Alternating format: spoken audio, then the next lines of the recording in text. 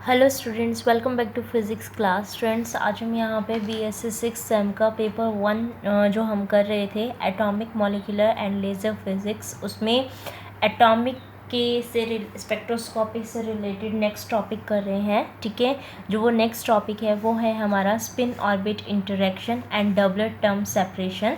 हमने क्योंकि L S coupling जो हमने देखी थी, एल एस कपलिंग भी बेटा एक तरह से क्या थी, आपकी स्पिन ऑर्बिट कपलिंग ही थी। ठीक है, यानी कि स्पिन एस और ऑर्बिट आपका एल, तो एल एस कपलिंग, स्पिन और ऑर्बिट की कपलिंग हमारी क्या थी, एल एस कपलिंग थी। ठीक है, तो इसी के उसमें अब हम आगे इसका डेरिवेशन करना चाह रहे हैं कि क्या एनर्जी की टर्म आती है, क्या आपकी टर्म वैल्यूज़ आएंगी इसके अंदर, और इसके साथ में जो ये डबलेट टर्म सेपरेशन लिखा गया है क्या मतलब है इसका। ठीक है, यही सारी चीज़ आज हम यहाँ पे डिस्कस करने वाले हैं।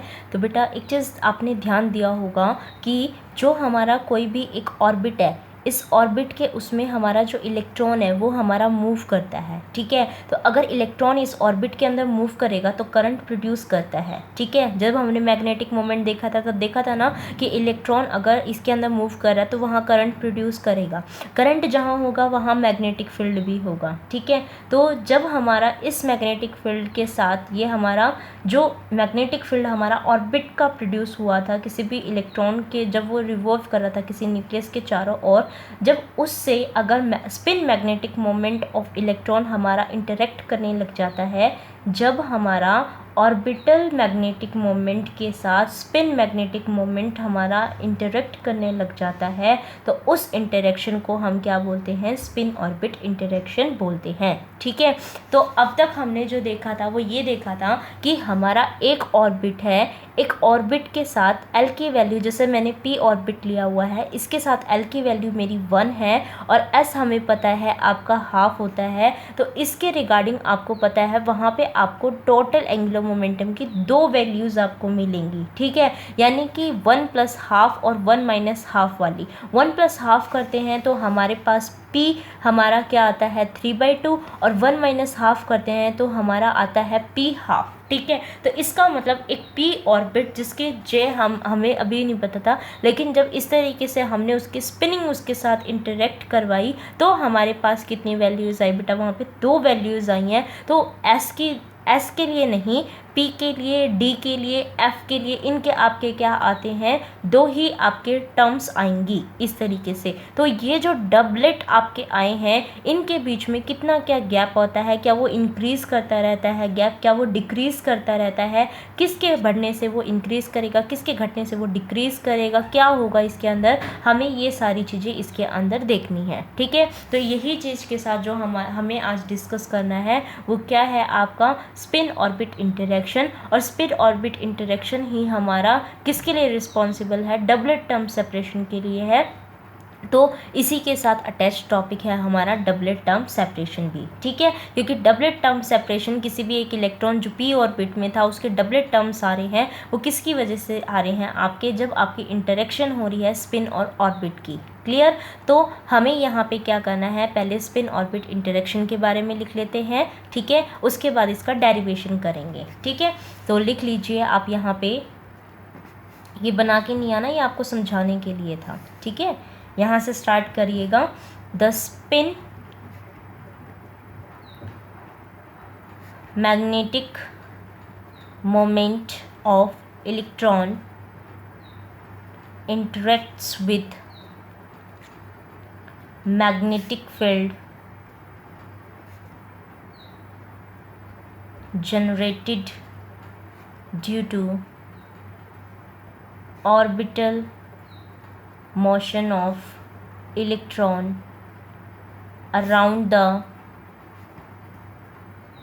nucleus. This is called spin orbit interaction and is responsible for the doublet structure of spectra of one valence electron atom. ठीक है, एक सिंगल इलेक्ट्रॉन एटम जो आपका P था, S था, वो S नहीं बेटा, S सिंगलेट होता है। ठीक है, और बाकी सारे डबलेट उसमें आएंगे। ठीक है, आप बेशक से इसमें करके देख सकते हैं। ये 0 होता है तो 0 + हाफ करेंगे तो वहाँ पे आपको एक ही वैल्यू मिलेगी। तो हमेशा ध्यान रखना S की वैल्यू हमेशा सिंगलेट रहेगी।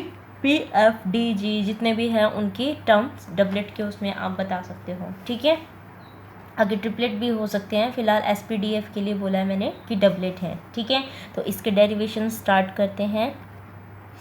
धीरे धीरे स्टेप्स बताती जाऊंगी। ठीक है, सबसे पहले आपको पता है कि कोई भी इलेक्ट्रॉन है वो आपका किसी भी ऑर्बिटल के उसमें मूव कर रहा है। ठीक है, तो ऑर्बिट आपको पता है कि जो ऑर्बिट के उसमें मूव कर रहा है, तो हम बोहर्स ने एक पोस्टुलेट लिया था कि जो एंगुलर मोमेंटम है आपका वो किसके इक्वल होगा, NH कट के इक्वल होगा। ठीक है, उसके भी इक्वल होगा, लेकिन L आपका जो एंगुलर मोमेंटम है वो MVR से भी डिनोट किया जाता है ना। ठीक है, और आपने जब क्वांटम मैकेनिकली बताया तो क्वांटम मैकेनिकली आपने ये कहा कि जो L है वो आपका किसके इक्वल होता है, √L इंटू L प्लस में 1 H कट, जिसमें आप √L इंटू L प्लस 1 को आप L स्टार से रिप्रेजेंट कर रहे हो। ठीक है, तो एक बार यहाँ तक लिख लीजिए। Let an electron of charge E minus E be moving in circular orbit of radius r around the nucleus with velocity v vector and its angular momentum L vector is given by L is equal to L star H cut यानी H/2π, और L को MVR भी लिखा जाता है, तो वो आपको पता है कि आप इसको ऐसे लिख सकते हो। ठीक है, लेकिन यहाँ पे जो हम मास ऑफ इलेक्ट्रॉन लेके चल रहे हैं वो रेस्ट मास लेके चल रहे हैं। ठीक है, तो आप यहाँ पे लिखोगे कि where m0 is rest mass of electron and r is radius vector. ठीक है, तो यहाँ पे हमने क्या लिया हुआ है, MVR होता है ना। ठीक है, तो वहाँ पे वो साइन जो है वो 90 डिग्री के उसमें हो जाता है तो 1 हो जाता है, लेकिन उसको रिप्रेजेंट हम R क्रॉस MB से ही करते हैं। ठीक है, तो अब इसके अंदर जो हमने ये बताया है, तो हम वहाँ पे उस पॉइंट के ऊपर जहाँ पे वो मूव कर रहा था उस इलेक्ट्रिक फील्ड को भी वहाँ पे प्रेजेंट कर सकते हैं। ठीक है, तो according to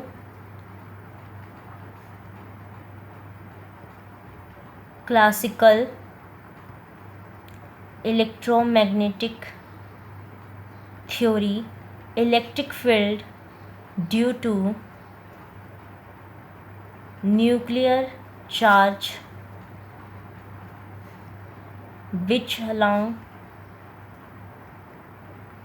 radius vector r vector is। अब आपको पता है कि हमारा जो भी, देखो पहले हमने क्या किया, ऑर्बिटल के उसमें लेके चले। ठीक है, ऑर्बिट में मूव कर रहा है तो इलेक्ट्रॉन और जो वो पॉजिटिव चार्ज है हमारा न्यूक्लियस का, उनके बीच में फोर्स ऑफ अट्रैक्शन होगा, कूलाम से दे सकते हैं। ठीक है, तो अगर वहाँ पे ये है तो हम इसके अंदर इलेक्ट्रोमैग्नेटिक थ्योरी के अकॉर्डिंग उस पॉइंट पे अगर फोर्स निकलता है तो फोर्स के बाद क्या हम इलेक्ट्रिक फील्ड वहाँ नहीं बता सकते हैं ना। तो एक टेस्ट चार्ज जो आपने ले रखा है उसके अकॉर्डिंग आप बता रहे हो, तो हमने किसको लिया हुआ है, हमने न्यूक्लियर चार्ज जो आपका +Z है उसके अकॉर्डिंग आपको इसके ऊपर इलेक्ट्रिक फील्ड उसके ऊपर बताना है, तो उसके ऊपर बता देंगे। ठीक है, किसकी वजह से बता रहे हैं, इलेक्ट्रॉन की वजह से बता रहे हैं। ठीक है, तो इलेक्ट्रॉन का चार्ज हमारा कैंसिल हो जाएगा, बाकी बचा जो वो इसके अंदर आ जाएगा। ठीक है, तो आपका चार्ज कितना हो गया, उस चार्ज की वजह से +Z की वजह, मतलब +Z की यहाँ पे अगर है तो इलेक्ट्रिक फील्ड कितना होगा आपका ZE अपॉन में 4πε0 r का क्यूब और r वेक्टर। ठीक है, ये आपकी सेकंड इक्वेशन हो गई है। फर्स्ट आप इसको मान लीजिए। ठीक है, यही होता है ना बेटा, यहाँ पे देखो जेड ई स्क्वायर अपॉन में 4 pi epsilon naught R square, vector में है तो एक और आर यहाँ पे आ जाएगा, ठीक है। ये क्या बता रही हूँ, फोर्स, लेकिन इलेक्ट्रिक फील्ड में इस इलेक्ट्रॉन की वजह से यहाँ पे बता रही हूँ, तो इस फोर्स अपॉन में इलेक्ट्रॉन का चार्ज आ जाएगा, ई से ई आपका कैंसिल आउट हो जाएगा, तो इलेक्ट्रिक फील्ड आपका कितना हो गया, इलेक्ट्रिक फील्ड आपका जेड ई अपॉन में 4 पाई एप्सिलॉन नॉट आर का स्क्वायर आर हो गया, ठीक है। तो आप लिखोगे when electron moves in electric field. अब इलेक्ट्रॉन अगर उस इलेक्ट्रिक फील्ड में मूव कर रहा है और हमने उसका मास, आपका रिलेटिव रेस्ट मास लेके चले हैं, तो जब वो उसके अंदर मूव करेगा तो जो मैग्नेटिक फील्ड प्रोड्यूस होगा उसको भी किस में बताना पड़ेगा, रिलेटिविस्टिकली बताना पड़ेगा, है ना। तो आप क्या कहोगे कि when electron moves in electric field the special theory of relativity tells us that a part of electric field appears as a magnetic field to the electron. पता है जहाँ पे इलेक्ट्रिक फील्ड प्रोड्यूस हो रहा है वहाँ पे मैग्नेटिक फील्ड तो आएगा ही आएगा, है ना। तो अब वो मैग्नेटिक फील्ड किसके फॉर्म में होगा, स्पेशल थ्योरी ऑफ रिलेटिविस्टिक। तो स्पेशल थ्योरी ऑफ रिलेटिविस्टिक के फॉर्म में आपका बी कैसे लिखा जाता है, ई क्रॉस में वी बाई सी स्क्वायर। लेकिन आपको पता है कि हम इसके अंदर क्या बना सकते हैं, अपनी वही फॉर्म बता सकते हैं। क्यों, क्योंकि ई की वैल्यू मेरी ये है, हम इसको पुट कर देते हैं। तो अगर ई की वैल्यू आपकी ये थी, इसमें पुट कर रही हूँ, तो जेड ई अपॉन में 4 पाई एप्सिलॉन नॉट आर का क्यूब और यहाँ पे सी का स्क्वायर हो जाएगा। और क्योंकि यहाँ पे ये आर वेक्टर था तो आर वेक्टर क्रॉस में वी वेक्टर हो जाएगा। अब एक काम करो, ये देखो यहाँ पे आर क्रॉस में वी, ये इतना तो है, लेकिन यहाँ एम नॉट नहीं है। तो मैं अब एम नॉट तो एक कांस्टेंट है, क्रॉस प्रोडक्ट से उसका कोई ना फर्क पड़ेगा। तो मैंने क्या किया, एम नॉट से मल्टीप्लाई भी कर दिया और एम नॉट से यहाँ से क्या कर दिया, डिवाइड भी कर दिया, ठीक है। इतना मैंने कर दिया। अब आप बच्चे ये देखो कि आर क्रॉस में वी एम नॉट कुछ और कोई ना है, एल स्टार एच कटी तो है, तो क्या मैं इसके अंदर ये वैल्यू पुट नहीं कर सकती, कर सकती हूँ, ठीक है। तो बी वेक्टर किसके इक्वल हो गया, Z E L star H cut divided में 4 पाई एप्सिलॉन नॉट आर का क्यूब एम नॉट सी का स्क्वायर, ठीक है। तो यहाँ पे आप इसको और अच्छे से बता सकते हो कि ये जो बी वेक्टर है ये किसके इक्वल हो गया, L star H cut Z E upon में 4 pi epsilon naught M square C square into में 1 बाई आर का स्क्वायर, ठीक है। ये एक यहाँ पे आ गया, इसको मैंने क्या मान लिया, आपके क्यूब है, सॉरी आर का क्यूब था ना, इसको मैंने मान लिया ये मेरी थर्ड इक्वेशन हो गई है, ठीक है। अब ये देखो इसके अंदर, अब अभी तक तो आपने ऑर्बिटल का केस लिया है, लेकिन पता है हमें कि हमें यहाँ पे स्पिन ऑर्बिट इंटरेक्शन बतानी है, तो स्पिनिंग केस भी इसका लेना पड़ेगा। और अगर स्पिनिंग का केस लेके चल रहे हो तो वो लार्मर प्रिसेशन की फॉर्म में आपको बताना पड़ेगा, ठीक है। तो इसका मतलब क्या हुआ, the spinning of electron undergoes Lamar's precession around this field B with angular velocity given by. अब खाली अगर हम किसका लेके चलें, लार्मर प्रिसेशन ऑर्बिट का लेके चलें, तो लार्मर प्रिसेशन ऑर्बिट के लिए तो हमें वैल्यू पता है ई बी बाई 2m होता है, ठीक है, क्योंकि आगे 1 होता है जी की वजह से।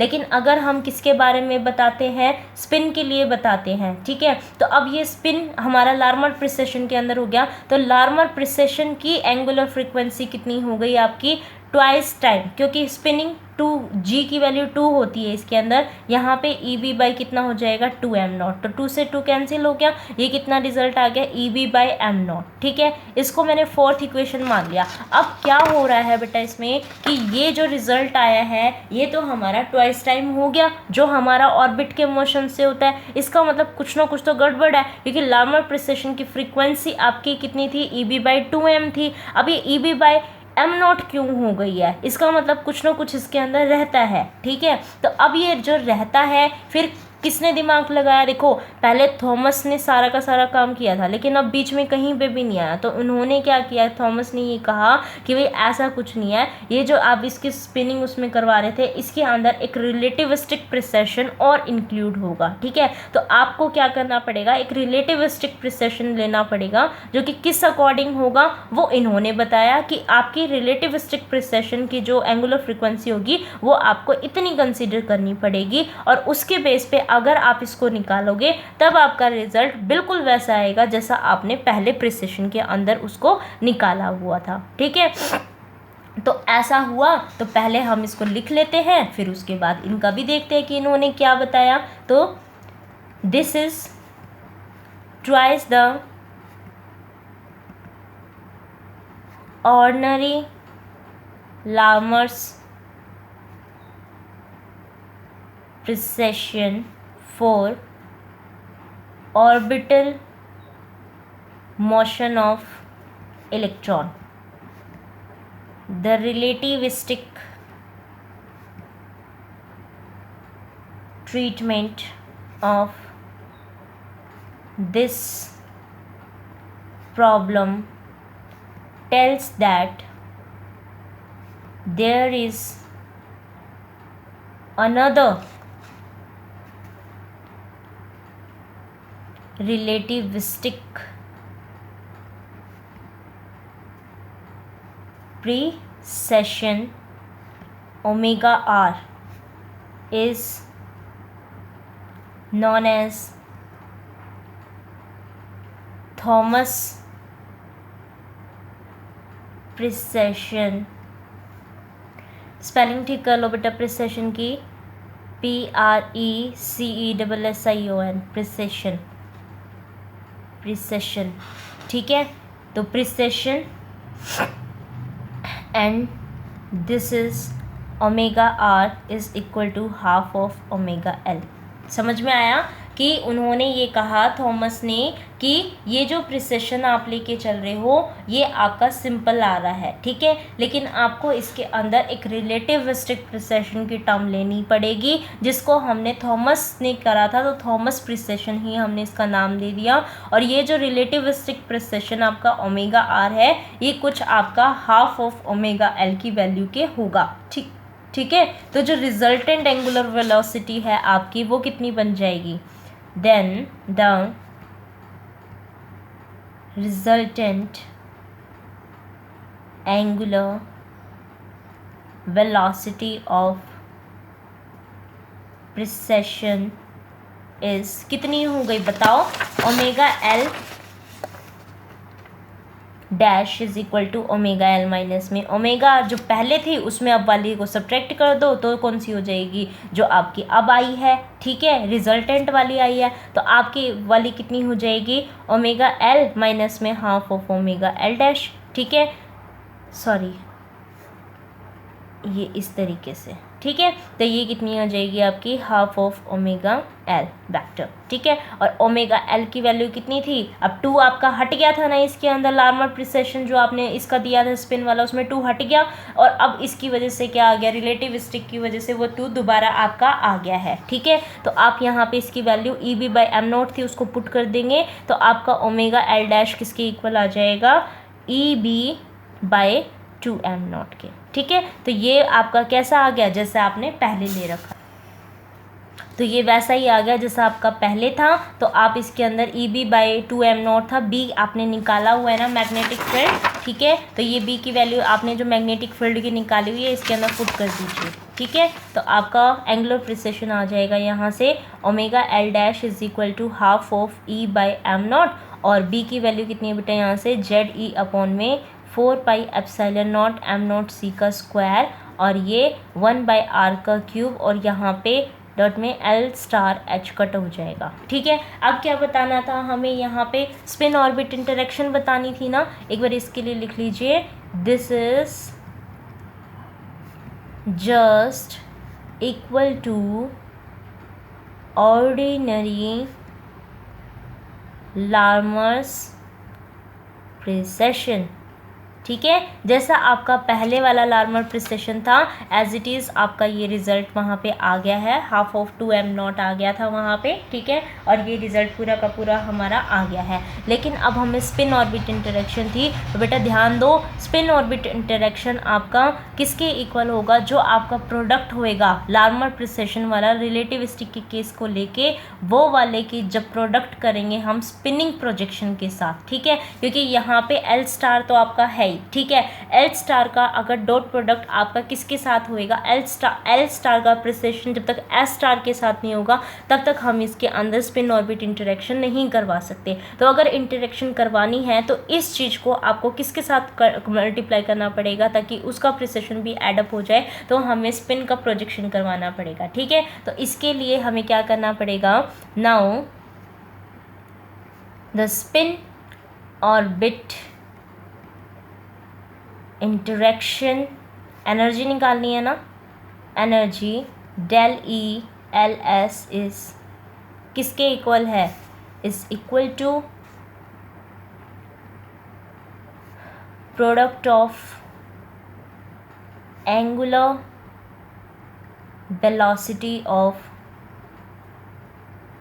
precession and projection of spin angular momentum in field direction, ठीक है। तो जो प्रोजेक्शन होता है हमारा जेड डायरेक्शन के अलोंग, जो हमने मैग्नेटिक फील्ड दिया है उसमें जो स्पिन और एंगुलर मोमेंटम का प्रोजेक्शन होगा उसकी, और आपकी एंगुलर जो आपकी वेलोसिटी थी प्रिसेशन की यानी कि ओमेगा एल डैश, उन दोनों का प्रोडक्ट क्या देके जाएगा आपको, वहाँ पे टोटल एनर्जी देखी जाएगी, ठीक है। तो डेल ई एल एस यानी कि इंटरेक्शन एनर्जी जो इसकी थी वो किसके इक्वल हो जाएगी, ओमेगा एल डैश की। प्रोजेक्शन किसके साथ करवाना था, एस स्टार एच कट, और क्योंकि यहाँ पे इनके साथ इसका प्रोजेक्शन हो रहा था तो यहाँ पे एल है और एस है, तो इन दोनों के बीच का एंगल भी तो उस प्रोजेक्शन के अंदर आएगा, तो वो कितना हो जाएगा आपका cos of L star S star, ठीक है। इसको मैंने क्या नाम दे दिया कि ये मेरी क्या थी, फिफ्थ इक्वेशन, और ये मेरी कौन सी है, सिक्स्थ इक्वेशन, ठीक है। तो ये फिफ्थ इक्वेशन और ये सिक्स्थ इक्वेशन हो गई है। तो यहाँ से देखो वेयर आपका cos of L star S star is cosine of angle between L star and S star, and we know L star is equal to under the root of L into L plus 1 and S star is equal to under the root of S into S plus 1, ठीक है। तो अब आपको क्या करना है, put equation fifth इन sixth equation, ठीक है। जो आपने फिफ्थ की वैल्यू ओमेगा एल डैश की निकाली हुई है वो इसके अंदर पुट कर दीजिए। तो डेल ई एल एस किसके इक्वल हो गया आपका, half of Z E square upon में 4 pi epsilon naught M not का स्क्वायर सी का स्क्वायर, और यहाँ से 1 अपॉन में आर का क्यूब हो जाएगा, एल स्टार एच कट, ठीक है। और ये वाली चीज़ यहाँ पे एज इट इज़ लिख दीजिए, एस स्टार एच कट और cos of L star S star, ठीक है। ये हमारी सेवन्थ इक्वेशन आ गई है। अब आपको इसके अंदर क्या करना पड़ेगा, ये आपका एक उसके लिए बता रखा है, लेकिन अब क्या बताना पड़ेगा आपको, एवरेज एनर्जी बतानी पड़ेगी, ठीक है। तो for average energy equation 7 become किस पे डिपेंड करेगा, सिर्फ उनके डिस्टेंस पे ही तो आएगा, ठीक है। तो इसका एवरेज निकालना पड़ेगा, ठीक है।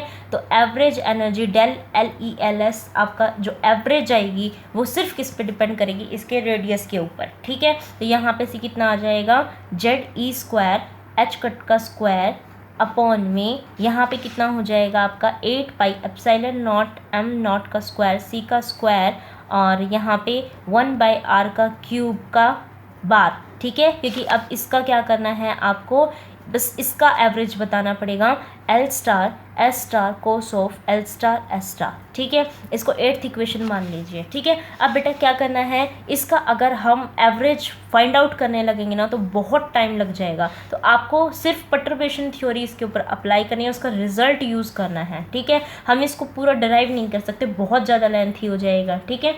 इसीलिए द वैल्यू ऑफ 1 अपॉन में आर का क्यूब का average is given by perturbation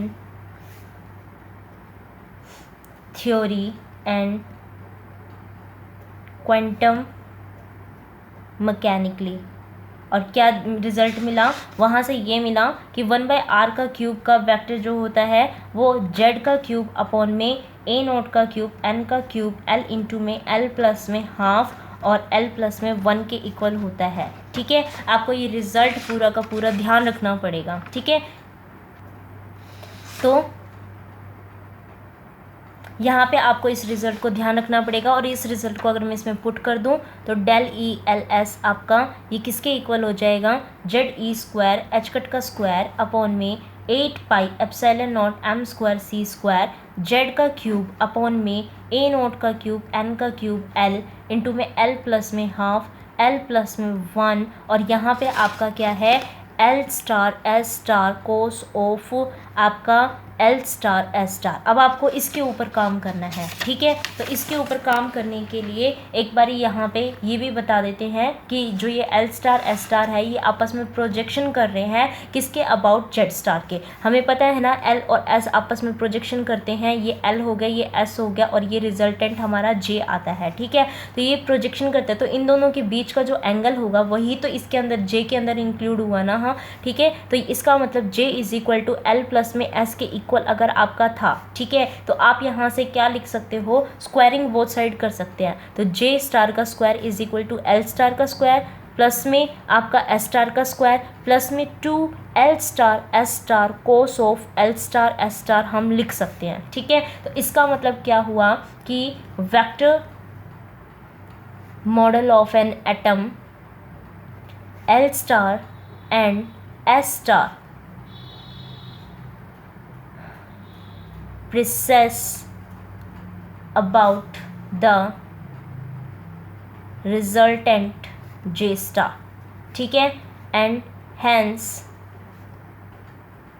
angle L star S star between L star and S star using cosine law line। ठीक है, तो इसके अकॉर्डिंग आप इसको कैसे दे सकते हो? यहाँ से देखो ये एंगल हमें इसकी वैल्यू निकालनी थी जस्ट। ठीक है, हमारे फॉर्मूले में इतना है तो इसको इसके नीचे ले जाते हैं। तो J स्टार का स्क्वायर माइनस L स्टार का स्क्वायर माइनस S स्टार का square divided by 2 is equal to आपका L star S star cos of L star S star. ठीक है, तो ये हमारा जो पूरा फॉर्मूला था ना, ये वाला बच्चे अभी हमने निकाला था, इसके अंदर देखो इसकी जगह हम क्या कर देंगे? इस वाली वैल्यू को पुट कर देंगे। ठीक है, तो इसको पुट करेंगे तो आपकी जो एनर्जी आएगी डेल एल एस की एवरेज एनर्जी वो हमारी ZE स्क्वायर एच कट का स्क्वायर अपॉन में 8 पाई एप्सिलॉन नॉट m नॉट का स्क्वायर c का क्यूब z का क्यूब अपॉन में a नॉट का क्यूब n का क्यूब l इंटू में l प्लस में हाफ और l प्लस में 1। और यहाँ पे ये कितना हो जाएगा? J स्टार का स्क्वायर माइनस L स्टार का स्क्वायर माइनस S स्टार का स्क्वायर डिवाइडेड बाई 2 हो गया। ठीक है, अब इससे नेक्स्ट लेक्चर के अंदर अगर ये कंप्लीट नहीं हो पाता तो मैं नेक्स्ट लेक्चर में बताऊंगी। ठीक है, जितना हो रहा है आप इसके अंदर कर सकते हैं। तो यहाँ पे देखो आपको कुछ लेट करना पड़ेगा चीज़ें। क्या? 1/4 पाई एप्सिलॉन नॉट का square 2 pi square m not e की पावर 4 अपॉन में सी एच का क्यूब को तो आप आर पुट करेंगे। ठीक है, और 1/4 पाई एप्सिलॉन नॉट 2 पाई ई का square divided by C H को हम अल्फ़ा पुट करेंगे। ठीक है बेटा, तो यहाँ पे जब इसको पुट करते हैं तो हमारी जो एवरेज एनर्जी आती है आपकी, ठीक है, वो किसके इक्वल हो जाएगी? आर एच सी अल्फ़ा का स्क्वायर जेड का स्क्वायर पावर 4 एन का क्यूब एल इंटू में एल प्लस में हाफ और यहाँ कितना हो जाएगा आपका एल प्लस 1। वो कहते हैं ना कुछ कुछ वैल्यूज़ हमें इसके अंदर कंसिडर करनी पड़ती हैं और उसको एडजस्ट करना पड़ता है। तो आप इसको एडजस्ट करने की कोशिश करोगे एग्जाम में तो वो नहीं होगा, तो ध्यान रखना इसको आपको लर्न ही करना पड़ेगा। ठीक है, और यहाँ पे कितना हो जाएगा? जे स्टार का स्क्वायर माइनस एल स्टार का स्क्वायर माइनस एस स्टार का स्क्वायर डिवाइडेड बाई 2। थोड़ा लेंथी हो गया तो आपका ये आ जाएगा। अब आपको क्या करना है? टर्म वैल्यू फाइंड आउट करनी है। तो टर्म वैल्यू के लिए क्या करते हैं? एनर्जी जो आपकी आई है एवरेज उसको H C minus H C से डिवाइड कर देंगे, यानी इस टर्म को माइनस एच सी से डिवाइड कर देंगे। तो आपको पता है कि इसके अपॉन में बस क्या लिखना है? आपको माइनस एच सी लिखना है। ठीक है, और उसके अंदर भी आपको थोड़ी आपको कुछ लेट करना पड़ेगा अल्फ़ा डैश, जो कि आपकी किसके इक्वल आ जाएगी, आर अल्फ़ा स्क्वायर जेड की पावर 4 डिवाइडेड बाय एन का क्यूब एल इंटू में एल प्लस में हाफ इंटू में एल प्लस में 1। ठीक है, तो यहाँ पे जो आपका एक ये फैक्टर जो आएगा ना, उसको आप क्या लिखोगे, माइनस में टोह लिखोगे, माइनस में टो। ठीक है, तो इस टर्म वैल्यू को आपको आगे फाइंड आउट करके बताना है। ठीक है ना, तो इस टो की वैल्यू आपकी बेटा कितनी हो जाएगी, यहाँ पे इस अल्फ़ा डैश को पुट करके, तो tau is equal to alpha dash आपका जे स्टार का स्क्वायर माइनस एल स्टार का स्क्वायर माइनस एल स्टार का स्क्वायर डिवाइडेड में आपका 2 हो जाएगा। ठीक है, तो आप इस टर्म वैल्यू को ये भी लिख सकते हैं, और टर्म वैल्यू को आप क्या कर सकते हो, इस टर्म वैल्यू को alpha dash L star S star cos of L star S star भी लिख सकते हैं। ठीक है, तो यहाँ तक का ये पूरा टॉपिक आपका आ गया, जिसके अंदर आप पूरे टर्म वैल्यू को delta T L S average is equal to minus tau represent कर रहे हो। ठीक है, और इस टोह की वैल्यू आपकी क्या है, ये है। ठीक है, जहाँ पे अल्फ़ा डैश मैंने आपको बता दिया बेटा, ये 2-3 स्टेप है ना बस पूरे डेरिवेशन के अंदर, ये 2-3 स्टेप आपको ध्यान रखने पड़ेंगे। एक तो एवरेज एनर्जी इसकी जो हो रही है वो वाली, और एक ये वाली। ठीक है, तो बस इस चीज़ को आपको ध्यान में रखना है, आराम से अच्छे से करना, क्योंकि एग्ज़ाम के अंदर टर्म वैल्यू और साथ में टर्म वैल्यू बस यहाँ तक आपको निकालनी है, उसके बाद पेनिट्रेटिंग और नॉन पेनिट्रेटिंग के लिए आप अप्लाई कर सकते हो। ठीक है, तो यहाँ तक बच्चे करिएगा। ठीक है, thank you for watching this video.